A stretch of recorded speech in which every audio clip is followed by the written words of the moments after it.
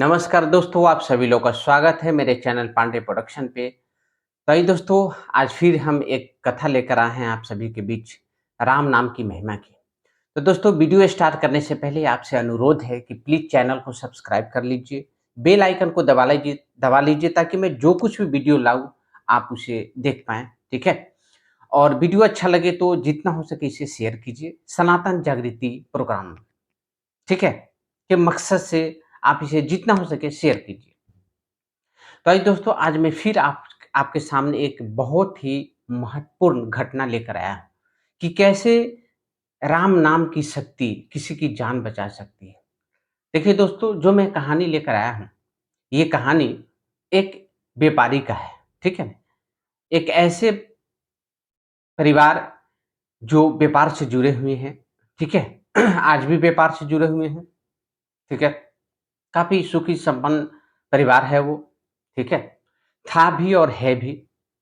तो दोस्तों, हम जानते हैं कि कैसे राम नाम की महिमा उसके परिवार में एक नया ज़िंदगी लेकर आया, ठीक है ना? एक नया रुख, एक नया खुशियाँ लेकर आई, कैसे राम नाम की शक्ति, वो मैं आपको बताता हूँ, ठीक है? दोस्तों, ये कहानी जो मैं आपको बताने जा रहा हूँ, ये बनारस की कहानी है, ठीक है? बनारस जो धरती का प्रा सबसे प्राचीन शहरों में शहर है आपका बनारस, सबसे प्राचीनतम शहर, ठीक है? दोस्तों, कहानी जो मैं बता रहा हूँ ये, जैसा कि मैंने आपको बताया कि बनारस के एक रहने वाले व्यापारी के परिवार के हैं। उनके 1 बेटा और 4 बेटी थी, ठीक है? जो व्यापारी थे, ठीक है? उनका सोना-चांदी का व्यापारी था और उनके पास 4 बेटी थी और 1 बेटा था, ठीक है? अब इस बात से आप अनुमान लगा सकते हो, और बेटा सबसे छोटा, ठीक है? अब इस बात से आप अनुमान लगा सकते हैं कि जिसके पास 4 बेटी हो और सबसे छोटा बेटा हो एक, तो बड़ा ही कष्ट से वो बेटा आया होगा, ठीक है? बहुत ज़्यादा उन्होंने भगवान को पुकारा होगा। कहीं न कहीं 4 बेटी लगातार हुई, बेटा नहीं हो रहा था। ज़रूर परेशान हुए होंगे और लास्ट में महादेव जो खुद बनारस में ही रहते थे, तो महादेव का तो असीम कृपा होगा ही। महादेव की कृपा से उनको एक पुत्र की प्राप्ति हुई, ठीक है? अब चूँकि सोना-चांदी का व्यापारी था, तो जो सोना-चांदी के व्यापारी होते हैं, मूलतः अ, मतलब सेठ होते हैं, पैसे वाले होते हैं, किसी तरह का कोई कमी होती नहीं है। और उसमें भी मज़े की बात ये है कि जो व्यापारी थे, बहुत ही अच्छे व्यापारी, बहुत अच्छे लोग हैं, ठीक है? आज भी वो परिवार बनारस में है और बहुत ही सुखी संपन्न से आज भी है, और उनका बिज़नेस हमेशा से एक जैसा चलते आया। कभी उनको अपने बिज़नेस को लेकर कभी तंगी नहीं आई। अब समझिए कि कहीं न कहीं परमात्मा की असीम कृपा है, और परमात्मा की असीम कृपा आपके बिज़नेस में, आपके जीवन में तभी होता है, जब आप सच्चे इंसान होते हैं, जब आप सो कॉल्ड ईमानदार होते हैं, ठीक है? आपके अंदर सत्यवादिता जो होता है ना, सत्यता आपके अंदर ज़रूरत से ज़्यादा हो, तभी ऐसा कृपा होता है, ठीक है? तो व्यापार को लेकर तो किसी प्रकार का कभी टेंशन नहीं हुई। समय बहुत ही अच्छे से गुज़र रही थी। 4 बेटी थी, जिनमें से उनका 2 बेटी का शादी हो चुका था। 2 बेटी थी कुँवारी और 1 पुत्र था। और चूँकि पुत्र सबसे छोटा था, पैसा वाला घर का था, तो काफ़ी लाड़-प्यार से उसे पाला-पोसा गया था। सयाना हुआ, जब वो 16 साल का उम्र हुआ, अचानक उसके पेट में दर्द हुआ एक दिन। देखिए, समस्या तो उनके पास अचानक नहीं कुछ होती है, ठीक है? वो टाइम टू टाइम आपको बताते रहता है कि आपके शरीर में आपकी किसी प्रकार का प्रॉब्लम है, तो आपको आभास होते रहता है, ठीक है? लेकिन चूँकि हम लोग तो वहाँ पे थे नहीं, तो हम आपको राम नाम की महिमा बता रहे हैं, तो अपने तरह से आपको कुछ बता रहे हैं, ठीक है? तो अचानक उस बच्चे के पेट में दर्द हुआ, ठीक है? दर्द असहनीय दर्द हुई, तो उनके पिताजी का नाम रामबालक प्रसाद था, ठीक है? उनके पिताजी बेचैन हो गए, क्या हुआ? एक पुत्र और ऐसी समस्या अचानक आ जाना सामने, है ना? काफ़ी लाड़ प्यार से उसको पालते थे। 16 वर्ष की उम्र में जब ऐसी घटना हुई, तो काफ़ी परेशान हुए, डॉक्टर के पास लेकर गए। डॉक्टर ने बताया कि बहुत ही असाध्य रोग से पीड़ित है। लीवर का प्रॉब्लम इसके साथ है और बहुत ही असाध्य है, ठीक है? पहले दिन ही 1 दिन दर्द हुआ और जब डॉक्टर के पास गए तो डॉक्टर ने ऐसा बताया। काफ़ी परेशान हो गए। वाजिब-सी बात है, आप समझ सकते हैं कि एक बालक, एक पुत्र जो उनका उत्तराधिकारी बनता और ऐसी समस्या, एक तो इतने कठोर तपस्या के बाद, इतने महादेव परमात्मा से प्रार्थना करने के बाद उनको प्राप्त हुई। उसके बाद भी ऐसी समस्या यदि निकल जाए, तो आप समझिए एक पिता के और माता के दिल पे क्या गुज़रेगी, ठीक है?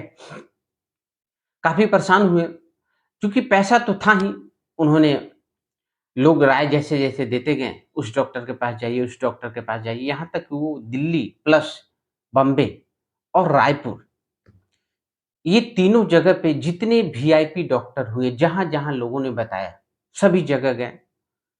इलाज हुआ, थोड़ा बहुत आराम होता था, समस्या थोड़ा बहुत कम होती थी, फिर बाद में उसी प्रकार से दर्द, असहनीय दर्द शुरू हो जाता था। ठीक नहीं हो रहा था पूरी तरीके से, ठीक है?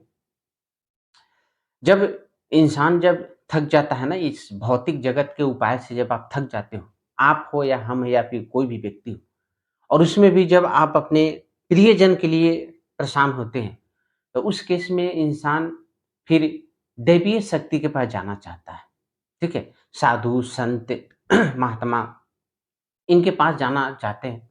चूँकि बनारस में थे, तो वहाँ पे तो एक पर एक संत आज भी हैं और बहुत बड़े-बड़े अघोर तंत्र के भी विद्या के ज्ञानी लोग हैं, है ना? बहुत बड़े माता के साधक लोग भी हैं, ठीक है? महादेव के साधक हैं वहाँ पे। तो वो खुद उन्होंने अपने से जानकारी बटोरा और कुछ साधु संतों के पास जाना शुरू किया, ठीक है? बनारस में उन्होंने माता के साधक के पास भी गए, जो अघोर तंत्र की विद्या है उनके पास भी गए। सभी जगह गए, सभी जगह लोग अपने से प्रयास करना शुरू किया, क्योंकि जहाँ जिन्होंने जितना पैसा माँगा, वो उतना पैसा उनको उन्होंने दिया कि प्रभु आप जितना पैसा लेना चाहते हैं, जैसा भी अनुष्ठान करना चाहते हैं आप करो, लेकिन मेरे पुत्र को आप सही कर दो, है ना? इस तरीके से वो सिर्फ़ बनारस में ही नहीं, वृंदावन, मथुरा और यहाँ तक कि उन्होंने उज्जैन तक गया, ठीक है? बड़े-बड़े साधु महात्मा से मिले, बड़े-बड़े साधु महात्मा से मिले, ठीक है? अघोर विद्या जानकार वाले बड़े-बड़े तांत्रिक से मिले, लेकिन कहीं उन्होंने सफलता नहीं पाया। हर जगह उन्होंने पैसा दिया, आशीर्वाद पाया, यहाँ तक कि वो तारापीठ भी गए वो, ठीक है? मैं बता दूँ आपको जानकारी के लिए कि तारापीठ में जो माँ तारा के जो वामाखेपा जो गुरु हुए, उनकी जो परंपरा आ रही है, तो चौथा पीढ़ी अभी चल रहा है उनका। तो वो स लाल बाबा अभी हैं, अभी वो जीवित हैं। आप जहाँ भी हो, यदि आप वीडियो को देख रहे हैं, जानकारी आपने पाया है, तो आप ज़रूर जाकर उनका दर्शन कीजिए, मिलिए, क्योंकि वामाखेपा के बाद वामाखेपा अपने भगिना को उन्होंने नहीं, अपने एक शिष्य को उन्होंने दीक्षा दिया था, वो शिष्य अपने भगिना को दिए थे और उनके बाद जो दीक्षा जिनको मिला था लाल बाबा, वो आज है। किसी प्रकार की समस्या हो तो उनके पास आप जा सकते हैं। तो वहाँ तक वो गए, लेकिन कहीं से उनको पूरी तरीके से आराम नहीं मिली। राहत मिला, डॉक्टर का रिपोर्ट में भी चेंजिंग आया, सुधार आया, लेकिन पूरी तरह से आराम नहीं मिल रहा था। वाजिब-सी बात है, पूरी तरह से आराम ना मिल रहा हो तो शांति से बैठे कैसे वो, ठीक है?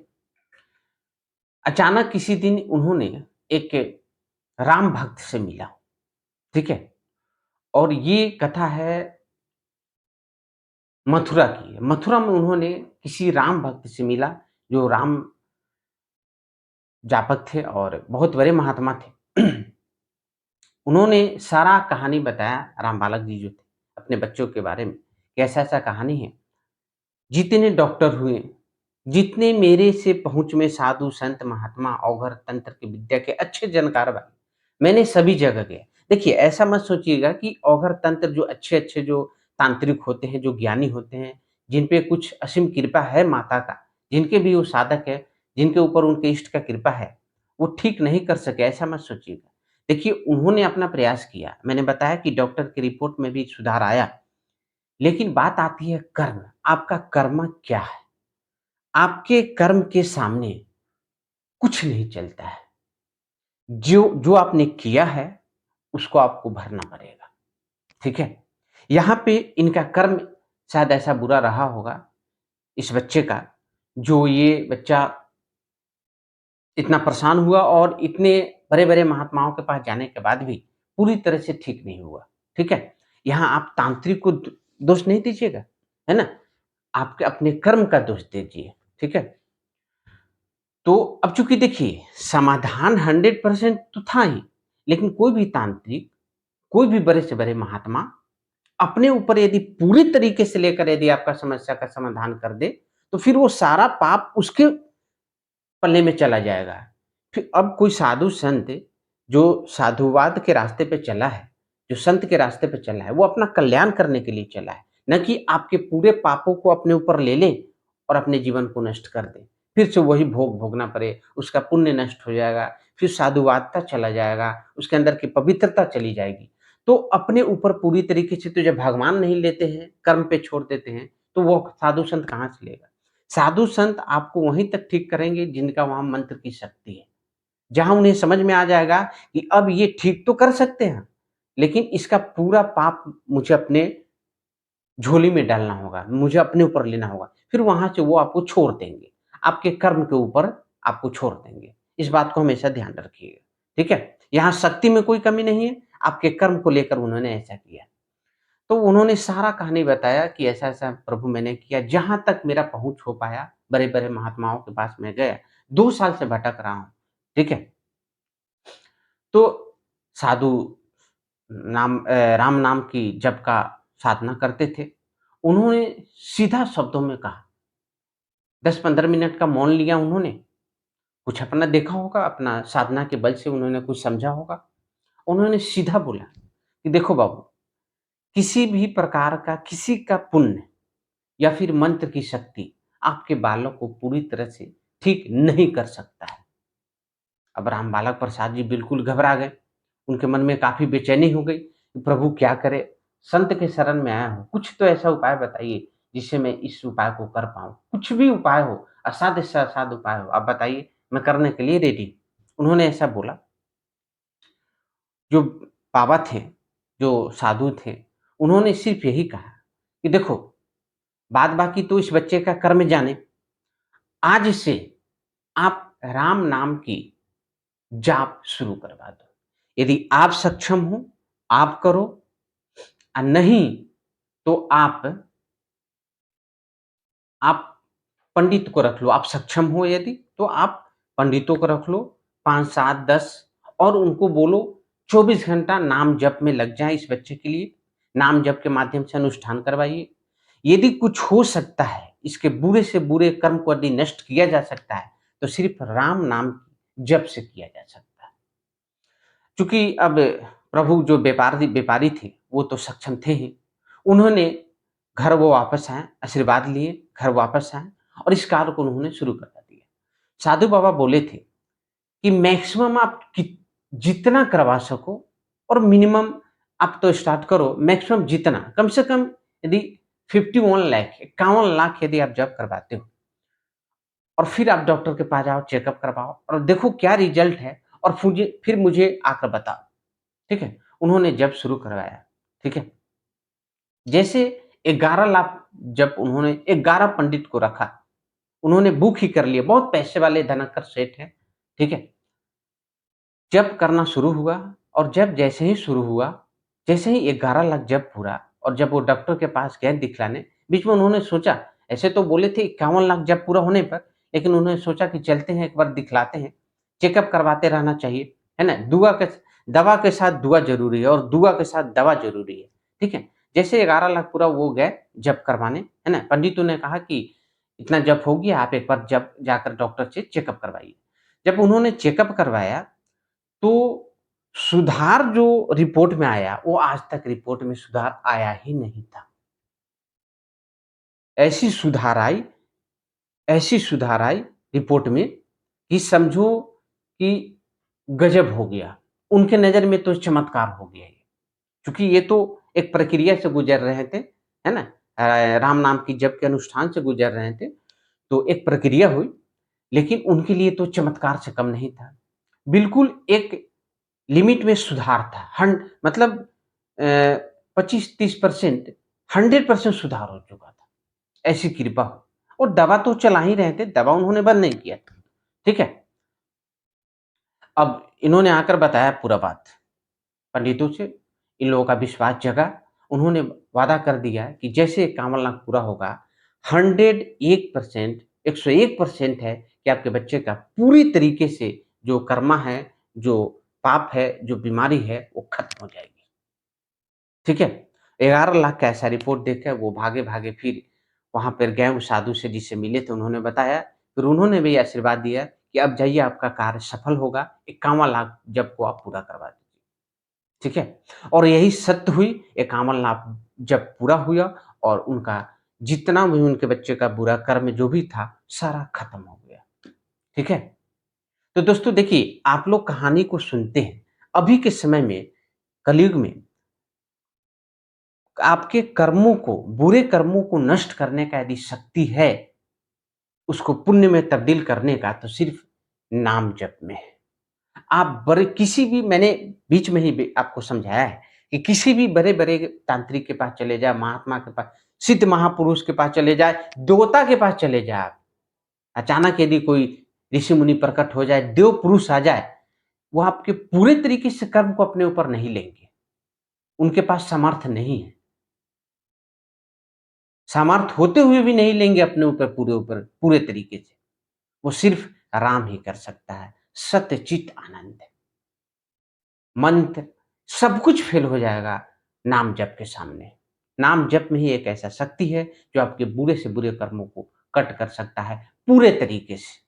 सिर्फ़ एक वही झोली है जिस झोली में आप पूरे तरीके से आपकी परेशानी को लिया जा सकता है और वो है नाम जप की शक्ति। किसी तरह की परेशानी में आप हो, ठीक है? किसी तरह की परेशानी या सादे से रोग हो, बीमारी, घर का कलह हो, कुछ भी हो, ठीक है? नाम जप का सहारा लीजिए, नियम तौर पे, ठीक है? थोड़ा-सा नियम में बंधना ज़रूरी हो जाता है। वैसे आप चलते-फिरते, खाते-पीते नाम जप करते हो, तो उसका तो आप ऊर्जा प्राप्त करना शुरू कर देते हो। लेकिन यदि एक लिमिटेशन में, एक लिमिट टाइम में, एक कंसीडर टाइम में यदि आप अपने रिज़ल्ट को देखना चाहते हैं, तो एक टाइम को फिक्स करके जप करना शुरू कीजिए। जो निर्धारित आपने कर लिया, उसको करना शुरू कीजिए, है ना? अब इसमें निर्धारित करने के पीछे का साइंस क्या है? इसमें संकल्प शक्ति जुड़ जाता है, मुझे इतना बजे इतना जप करना है, ठीक है? फिर आप चमत्कार देखेंगे। आप करते नहीं हैं, सिर्फ़ सुनते हैं और परेशान होते हैं, तो मंत्र, तंत्र, है ना? मंदिर, मस्जिद, साधु, संत के पीछे पड़ जाते हो और कोई रिज़ल्ट नहीं मिलता है। रिज़ल्ट मिलता भी है, तो उतना आप अनुभव नहीं कर पाते हैं, चूँकि आपका दिमाग तो पूरे तरीके से ठीक करने में लगा रहता है ना कि पूरा रिज़ल्ट मुझे मिले और उसके लिए सिर्फ़ राम नाम ही समर्थ है। विश्वास कीजिए, किसी प्रकार का समस्या हो, आप नाम जप शुरू कीजिए। यदि आप उन उस व्यापारी की तरह समर्थ नहीं है, लेकिन एक टाइम को फिक्स करके और इतना नाम जप आपको एवरीडे करना है। जैसी आपकी तीव्रता होगी, जैसी आपकी श्रद्धा होगी, वैसा रिज़ल्ट आपको दिखेगा। करना शुरू कीजिए, ठीक है? बहुत-बहुत धन्यवाद। वीडियो अच्छा लगे तो शेयर ज़रूर कीजिए, जन-जन तक पहुँचाइए, लोगों के मन में आस्था को बढ़ाइए, है ना? विश्वास को बढ़ाइए। बहुत-बहुत धन्यवाद।